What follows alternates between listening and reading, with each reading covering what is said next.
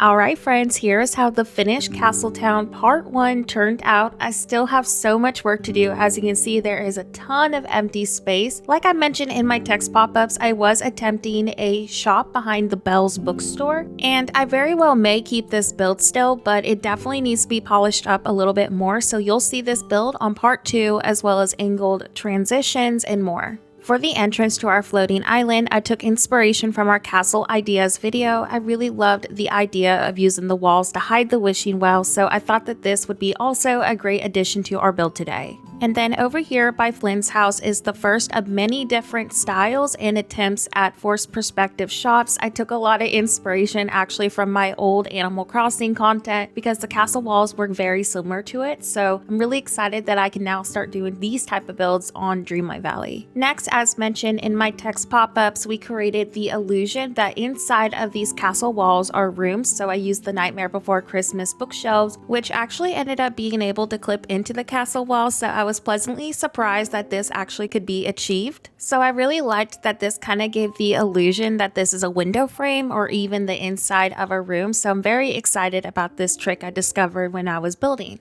It also looks good when we're doing a walkthrough, so you'll see this better as we do a tour of the finished Part 1. And of course, I hope that today's video inspired you, and let me know your thoughts about it in the comment section below. As we do our walkthrough, I did want to give a huge shout out to all of my channel members. Thank you so much for supporting me as a creator. Just your support in general means the world to me. I hope that all the ideas today inspire you and help you create your own castle town. As mentioned earlier, we have so much work to still do, so expect a lot more on my next video, as well as transitions, more forced perspectives, and definitely more shops too. Thanks again for watching today, and as always, have a horrible day, and I'll see you next video.